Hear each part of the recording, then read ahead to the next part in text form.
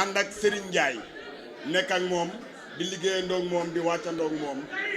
mu jox nu cër jox nu respect kenn ku ci nekk tamit xam nga jaaykat ku ko bàyyiloo palaasam ñetti minutes am na fu mu la teg la ñu Serigne Ndiaye wan ba tax ñu bàyyiloo ko suñuy palaas ñetti minutes ndax Maguette Mane yëpp a ngi ne ci ginnaaw ànd ak Serigne Ndiaye grand Serigne Diagne bii di sunu grand du sunu xarit jox nu cër kon ñoom ci luñ nekk dañ ciy nekk Pamalay dañ lay wax ni la Pamalay Diop jox nañ la suñu bopp pour ànd ak yow. tàcc leen loolu ci fulla ci fayda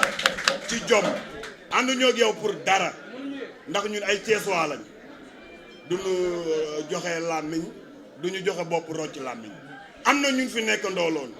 di dee ngir ñoom di jóg ngir ñoom te gisuñu leen yow nag alhamdulilah rabbil alamin ba nga dee jeune ñun ñu ay jeune tamit dañoo pare pour ànd ak yow ndax ñi ñu booleel dañ noo doy ñoo ñëw ñu fi indi mais yow it doy ngoon ndax asgoor ku ko teral rek teral ko te gëm nañ ni li nga ànd ak say ñii dëgg la kon ñu nit pare nañ pour ànd ak yow pour liggéeyandoo ak yow pour dëkk bi jëm kanam ñi ngi leen di sant ñi ngi leen di gërëm di leen wan ni leen nag kontaan nañ te ñun ñëpp nañ jàpp te muy dëgg li ma gën a ëppal solo ci wax ji mooy ay jeunes lañ bu ñu yàkkamtu dara mais nañ jàpp tamit te muy dëgg nañ ànd ak Pamalay Diop te muy dëgg te bañ koo jay bañ ko wax loo xam tamit nekkul ci ñun pare na pour ànd ak ñun ñun nañ pare pour ànd ak moom te yàlla rek tax te xam ni liggéeykat la Serigne Ndiaye wax dëgg yàlla Maguette Mane yëpp jox nañ la seen bopp te bu ci kanamee tuuti soo àndee président ba ñëw ca Maguette ba moom dina xam ni Maguette Mane ànd nañ ak yow grand Serigne Diagne jërëjëf ndax bu dul woon yow Serigne Ndiaye du am ñemewu am fu lu muy doxe ci marché bi ndax yaa nu fa jiitu nga dalal ñu fital ñu ba ñu ñeme ba am fa ay association am fay président am fa lépp jël Serigne Ndiaye tamit jiital ko mu doon xale bu set loxo xale bu gore xale bu yaru macha allah kontaan nañ nag. ñun ku ñu xam ni ñun ay nitu marché lañ ay commerçant lañu sama benn frère wax na ko sànq mooy nekk ci Maguette Mane bi ñun ay nitu marché lañ nitu marché nag bu tëjee place am deux heures de temps rek koo kenn xamul lu muy ñàkk waaye mëlay mooñ ko jaral donc fi may tijjee nag mooy engagement yi jeunes yi def ay jeunes yoo xam ni tey bokk ñoon ci parti bi ma lay nekk ay jeunes yooyu ñoom ñoo rallié ñëw waxtaan ak moom ni ko ñun waxuñu Macky Sall ñun waxuñu ñun yow la ñu yaakaar nga ñu bokk sa ginnaaw yóbbu si président Macky Sall bi nga xam ne tey mooy sa doole mooy sa lépp te moom nga fi nekkal moom ngay liggéeyal nekk jeune bu dynamique boo xam ne tey jii Moussa Malay Diop bu nga gis li nga gis Macky Sall mooy dox nii kon nag li ma bëgg mooy kon nag président jeunes yi ñëw tey ay jeunes yu rallié leen ñëw si yow toog nañoo ak yow waxtaan nag ak yow di nga xam ne tey kenn ku nekk mënta jël kàddu gi taxaw fii di wax kon fii la ñuy fanaan bi ci topp nag mooy groupement yi nga xam ne tey jii taax kaw groupement jóge na fa Ndayale Seck moo fa nekk ana Ndayale am na groupement bu jógee ngéwal ga xam nga foofu dafa yaatu ngéwal yi bu mu jógee Soxna Fall moo fa nekk am na groupement bu jógee fu ñuy wax kër Kaaw Sarr kër Kaaw rek électoral la moom foo la dëkk président tàkkoo dëkk su ma nee ko kër Kaaw Sarr rek kër Kaaw Sarr mux la du mux te ay 16 leader ñoo fa nekk ay 16 leader yoo xam ne que ñoo fa nekk te dugg naa fa jaxase ko ak samay tànk. man moom fu jëlaat étudiante là en licence en sciences économiques et de gestion prise de parole en public sax du woon loo xamante ni sama forme mais vu que monsieur Malay Diop daf ñoo présenté projet de par l'intermédiaire de Mouhamed Faye Xos moo tax ñu ñëw fii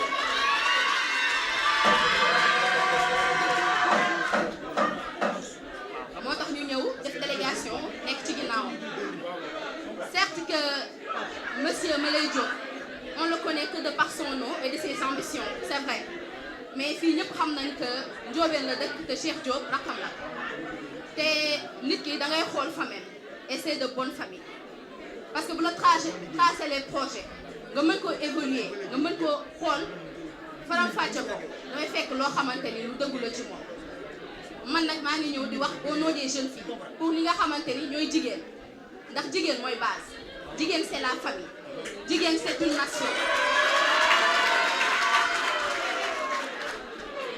Monsieur Diop teg na ay projet yoo xamante ni pour ñun ñi jigéen ñi la pour jàppale ñu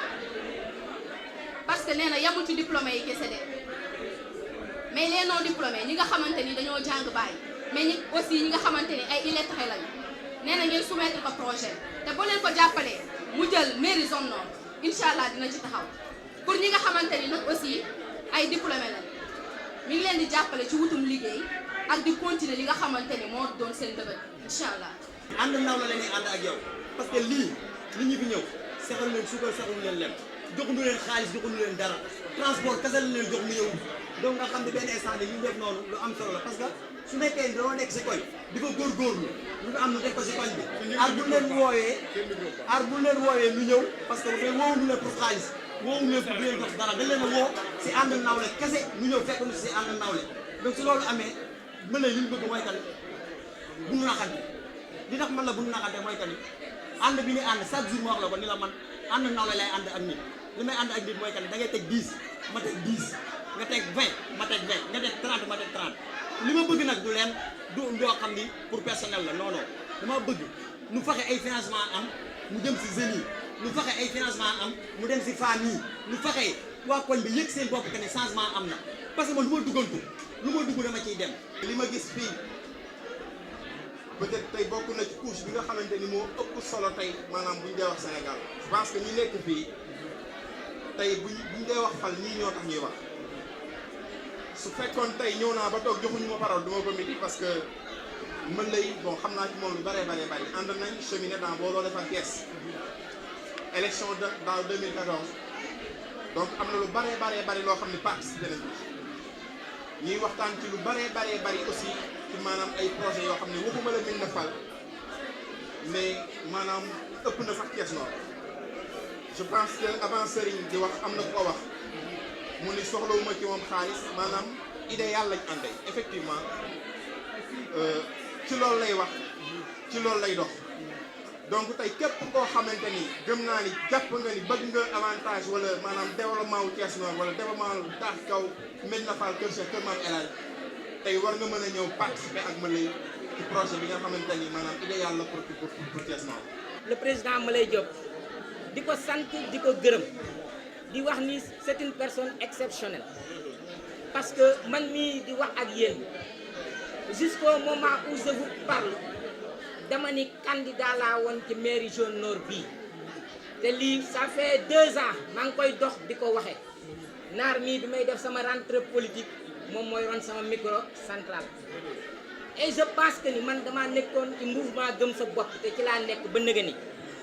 2 ans yi amul benn responsable politique bu nekk au niveau de la zone nord bu mën a wax ni dem naa ci këram ni ko lii wala lii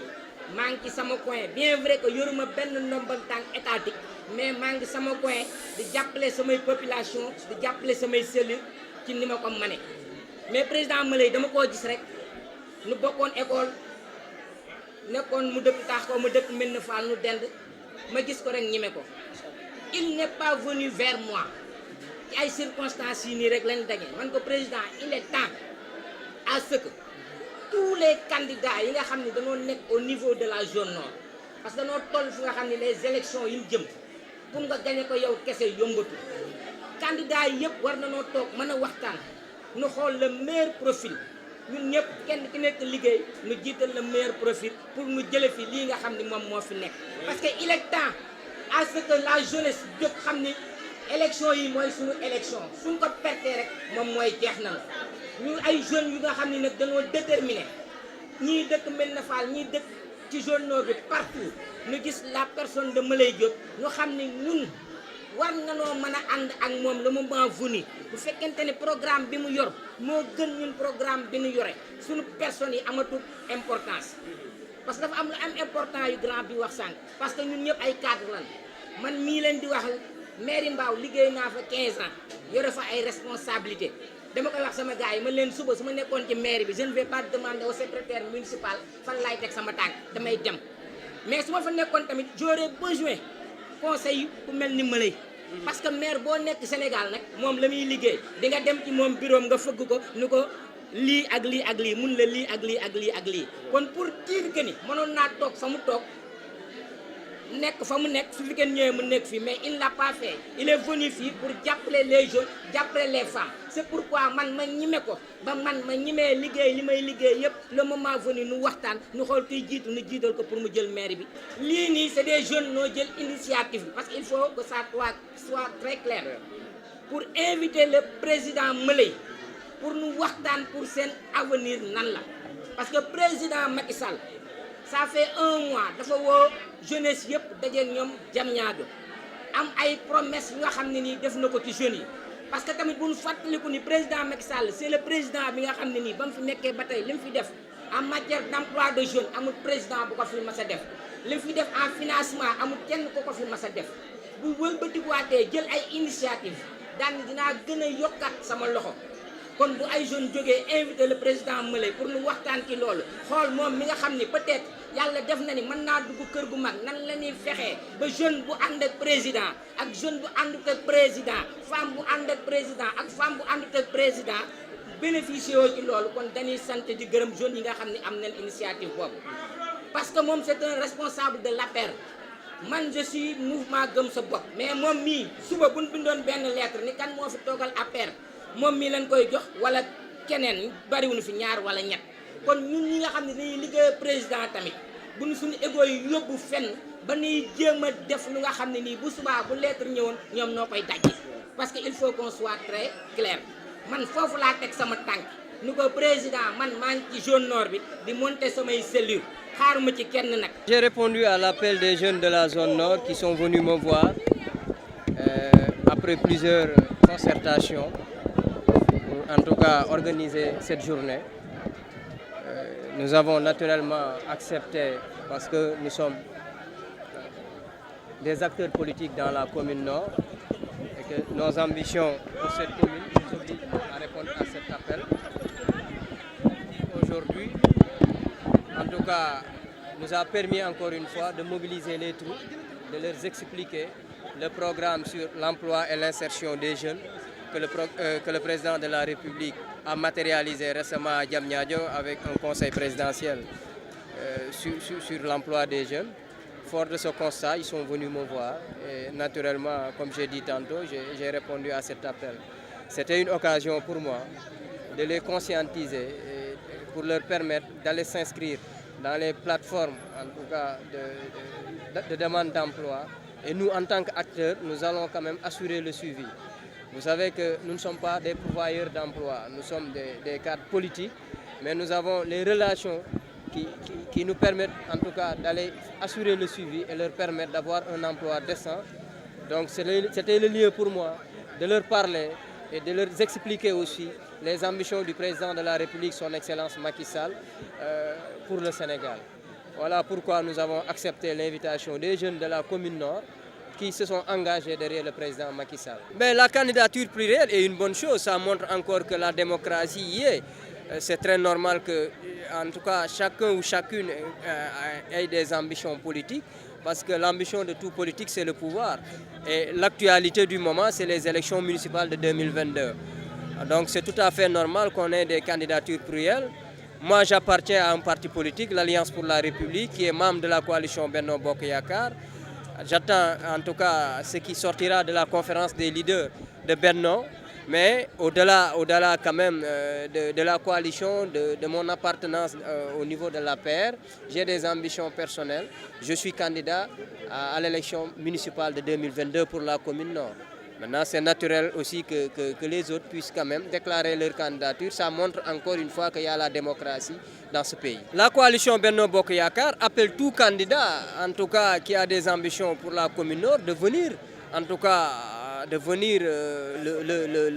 rejoindre.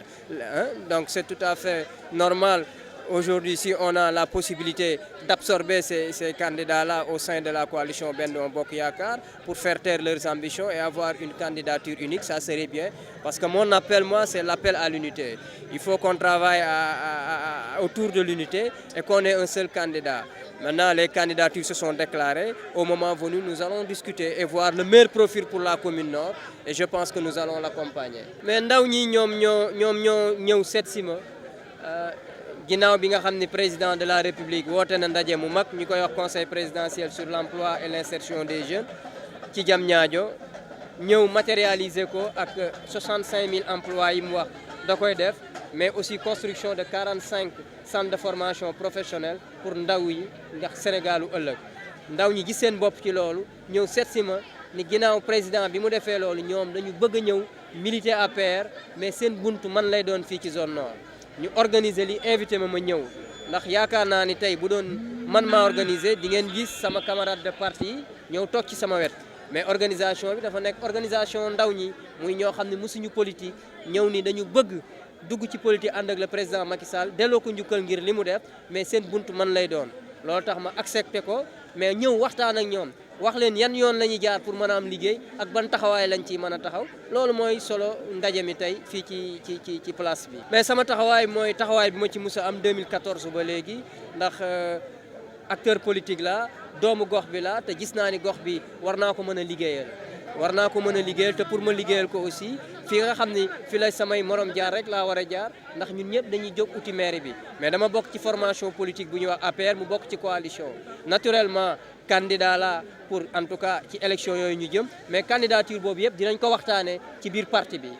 bi li mu décidé dinañ ko xam la ca war aussi bu boobaa di ngeen ko gis mais li nga xam ne moo am solo mooy taxawaay bi ma ci war a taxaw en tant que doomu zone nord dinaa ko ci taxaw ba keroog nga xam ne nii dinañ ci am une décision finale mais fi may wax ak yéen candidat la pour la commune nord de Thiès. mais xeex du ci am candidat bu ne am nga sañ-sañ ni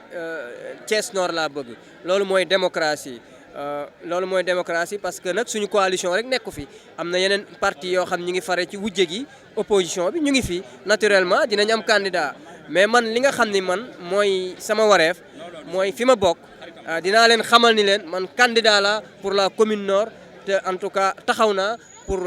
lu ci war ñu def ko dox bi ci war a am dina ci am wax jiñ ci war a wax dinañ ci wax moo tax gis ngeen ñu ngi ci animation bi dégg ngeen ndaw ñi léegi ñoom ñoo ko jëlal seen bopp ñëw ni ñun yaa ñu doy pour nga doon suñu candidat dégg naa ko nangul naa leen ko dinaa ko doxee waaye fa ma ko war a waxtaane ak ñi ma bokkal parti bi ak ñi ma bokkal coalition bi dinaa ko waxtaan ndax ñooñu aussi bu leen fàtte ni ñoo ma jëloon def ma mandataire Benno Bokk Yaakaar fii ci commune nord ci élection présidentielle yi nga xam ni moom la ñu génn kon naturellement position boobu ma amoon ci parti bi am ko ci coalition bi dinaa continuer di ko doxee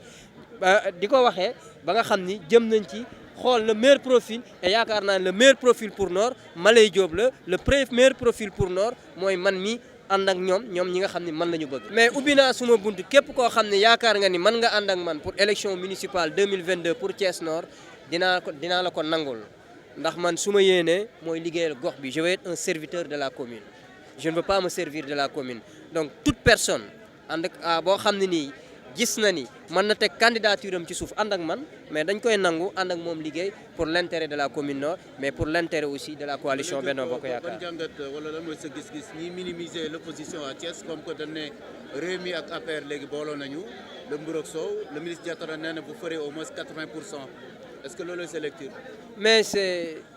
une évidence sama lecture ci loolu mooy lu mën a nekk la. parce que au vu des élections présidentielles yi ñu génn ak sax yi ko jiitu ci élection en tout cas 2014 bi nga xamee ni man dem na coalition ak le feu Mamadou Dieng paix à son âme booloo defar Thiès boo jëlee résultat yooyu ñu amoon ak yu réew mi amoon ci seen coalition bi ñu amoon boo ko xoolee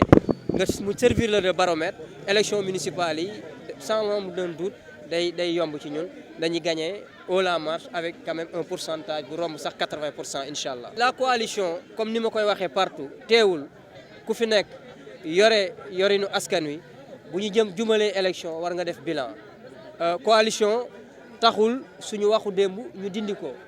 coalition bi mooy ñoom gis nañ ni le président de la République Macky Sall am na yéene ci réew mi te baax na ci réew mi ils ont compris que aussi boo yoree commune te ànduloo ak pouvoir central yorin ba xañ na mën na sooxee ndax boo xoolee fii ci Thiès Nord yiñ fi réalisé yu bëri da ngay gis ni état moo ko réalisé mën naa ci cité benn rek fii ci sama wet mooy tali bi jógee fii ci marché Sam jëm base nga xam ñu ngi ko defoon ci FERA bi donc kon baax na buñ jëmee élection ki fi nekk toogal fi askan wi yore maire bi même bu bokkee ci ñun parce que nag loolu mooy am réew foo mën a bokk bu bilan jotee da nga ko war a def kon dañuy invité Lamine Diallo mu def bilan bu fekkee li mu liggéey baax na les gens vont apprécier après li ci des nag ñu seet ko ci suñu biir mais waxtaan dina am yooyu yëpp dinañ ko saytu bu waxtu bi jotee pour le moment li nga xam ne moo am mooy mobilisation des troupes ñu mën a wax nit ñi ci li ñu ne jàppale askan wi jàppale ndaw ñi ñaax leen ci ñu dem ci lii nga xam ne président tëral na ko muy li xëyum ndaw ñi ngir ëllëgu Sénégal loolu mooy li nga xam moo ëpp solo